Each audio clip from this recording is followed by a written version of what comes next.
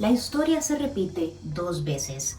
La primera como una tragedia, pero la segunda como una farsa. ¿Pero qué significa esta frase en el contexto de Costa Rica del día de hoy? Hoy más que nunca parece resonar con fuerza en nuestra realidad, viendo el sistemático desfinanciamiento de nuestra educación pública. Así que analicemos cómo tiene que ver esta frase con nuestro contexto económico y educativo.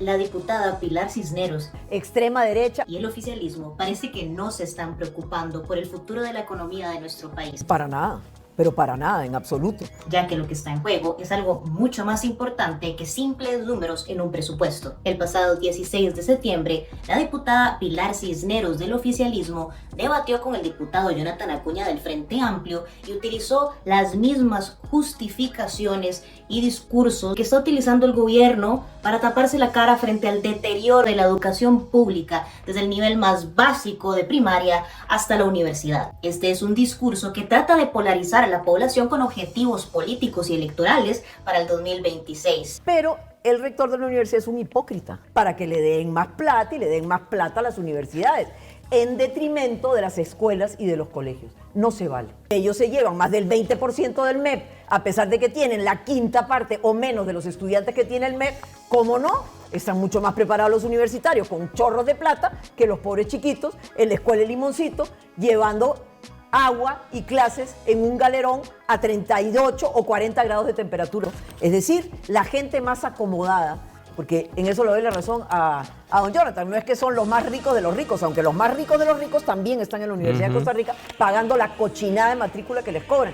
¿Por qué los estudiantes adinerados no pueden ayudar a que más estudiantes pobres estudien en la universidad? Es una discusión que está poniendo no solamente a ciudadanos contra ciudadanos, sino que está buscando que entidades públicas como el MEP y las universidades se peleen entre sí por las migajas que pretende dar el gobierno de turno. Y no, esto no es solamente un problema del desconocimiento de la diputada Pilar Cisneros, sino que estos son discursos que también repite el mismo ministro de Hacienda, Nogui Acosta, además del mismo presidente Rodrigo Chávez. Esa posición no es leal. Quienes parecieran desconocer por completo no solamente los principios básicos de la administración pública, sino también el papel fundamental que juega la educación en contribuir al desarrollo de una economía nacional. Para poder discutir cómo afecta el desfinanciamiento de la educación pública en la economía de un país, primero tenemos que discutir unos conceptos como capital humano. ¿Qué es? Pues básicamente es el conjunto de conocimientos y habilidades que tiene una persona o trabajador y su aplicación de estos conocimientos en la productividad. Cuando una nación aumenta su producción de bienes y servicios, aumentan los ingresos del país en general, mejorando así la calidad de vida de las personas. Pero ¿cómo se logra esta productividad? Pues a través del conocimiento. Entre más educado sea el trabajador, pues mayor será su aporte, haciendo que todo el trabajo productivo sea más rápido y eficiente, sin hablar de que posiblemente también innovador. Ahora sí, un poco de historia.